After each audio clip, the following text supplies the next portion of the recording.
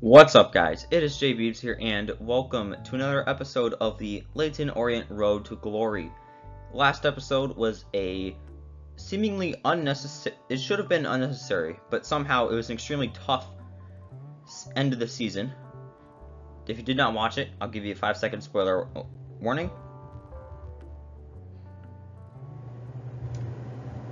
We survived relegation by a single point. I don't know why it was that close. I think we were just a little bit too bad, really, to be contenders. I was hoping for maybe like 14th or 13th place. I didn't think we were gonna do all that good, but I didn't expect us to almost do that badly. But regardless, this should be a good bounce back episode for us. So I'm kind of looking to change up how the team lines up. So now we've got some players back in from loan. You know, the team looks a little bit different. But I want to line up in this 4-1-4-1. I want Deskonski in goal, Todibo, Hap, the center backs, Edwards, Fabry, outside backs. Back line is good. But the midfield changes a little bit. I want Grgic to play defensive mid, but I want Moreira and Abrahamson, who just returned on loan, to play as center mids. A little bit questionable. I mean, Abraham is naturally right mid, but he's got really good passing, really good dribbling, and not exactly the greatest pace, so I think he'd fit perfectly in a center mid role. Just put a development plan on him to change him to center mid, and then keep Tavares, Mbimbi on the wings, and Cueto as our striker. So this is what I'm kind of thinking I'm leaning towards. So with the Youth Academy, just to keep things going, one of our scouts is going to Germany for 9 months for anybody, because at this point, not really looking for specifics. Another scout's going to the Netherlands for 9 months, again, not looking for specifics. And our third scout's going to Belgium just for 9 months. But then we got some bad news. I was renewing contracts last season because players, I mean, they're running out of time. Their contracts are running out. And I put a release, there was Fabio Moreira, the center mid, the starting attacking mid for us for the last couple of seasons, asked for a release clause. I didn't think it would be any issue because like I've said in a couple of the previous episodes, I haven't really gone far in a FIFA 21 career mode. So I remember in FIFA 20, the minute you would get the notification that their transfer fee, their release clause was paid, you could just go negotiate a new contract, done and over with. But I've learned that's no longer the case.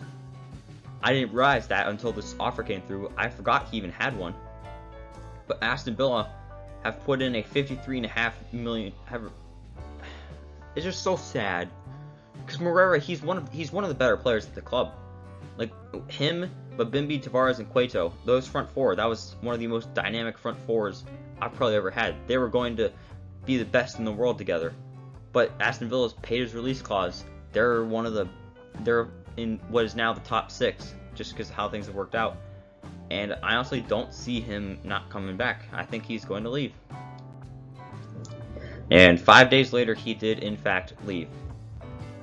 Really, really disappointing that we lost him. Especially for as little as he did.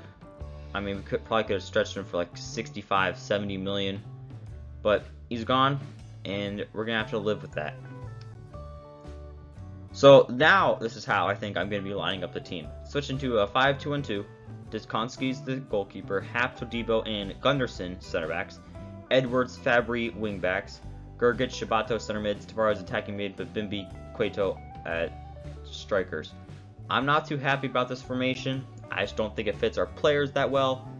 But when you lose a pretty vital piece to the puzzle, you have to switch things up pretty quickly. And switching things up even more quickly, Nikolai Gunderson is going out on a loan to German side Stuttgart. I believe they're in the Premier League still. This loan was agreed upon, as you can see, based on the dates, 1 day before Moreira actually was sold. I still had hope Moreira, for some reason, would decline to go, but he's gone, and we're kind of in a little bit of a hole. And to fill that hole, I am signing Manuel Akanjani, Swiss center back, bought him for $41.5 million, 83 overall. He'll be excellent. So will Jason Denayer, $33.1 million, let's go. We fixed the team, essentially. Because this is how we were lining up. Deskonski's in goal, Todibo, Akanji, and Denayer, center backs, Edwards, Fabry, wing backs. The front five is still the same. But that defense is now a legit Premier League defense. I mean, I'm not talking like world-class defense, but I think solid mid-table defense. But, I mean, when life gives you lemons, you gotta make lemonade. Moreira got sold, but that extra $46 million was I greatly enjoyed, because we just got 2 new stud center backs, and hopefully now things will go better for us in the future. But we now have our first game of the season against what has turned into an unexpected rivalry against Leeds United. The team is the exact same as you just saw. No changes needed to be made. And now let's get into the match highlights. Can he put them in front? Yes, is the big chance to get them on terms. And it's a goal. Level. He's in with a chance. Has a go. Can he finish them off? He's done it! What a climax! A beautiful 3-1 victory. I would consider this a statement game. We may have just lost one of our younger, more promising players, but we have a solid defense and a quick, technical offense. I mean, we got 11 shots on target. I mean, granted, only 3 of them were goals, but that's a little concerning. But 11 shots on target, 12 shots in total. The team looks really good. But again, this is just the first game of the season, and I try not to read too much into this, but evidently I read too much into this. I think we're going to win everything. So, Simon Resnick is going on a 1-year loan to Italian side Sampdoria. He just doesn't fit in. He doesn't also have the highest of potentials, so I'm hoping that he can leave this year. Maybe next year he comes back and he's our solidified backup center back. But just right now, with the current players we have, he'd just be sitting on the bench, not seeing the field at all, and that's not exactly what I want for our young players. So Kofi Tete is going to go to a 2-year loan move to FC Cincinnati. It's a loan to buy. I'm assuming that they'll probably buy him because he's got pretty good potential, but I mean, can't blame him for wanting to go, get some playing time, and hopefully turn into a star over there. And going to be promoting a player from the Youth Academy, Sasha Yager, 63 overall goalkeeper, 82 to 94 potential.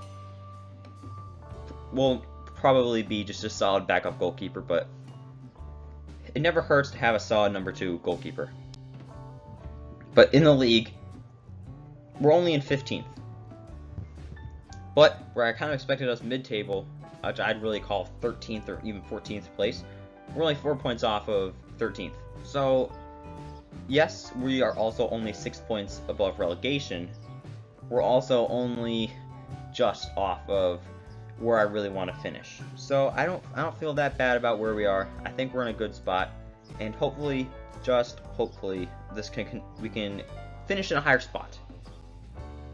But yeah, guys, that's gonna be it from me for today. I think with pretty good episode.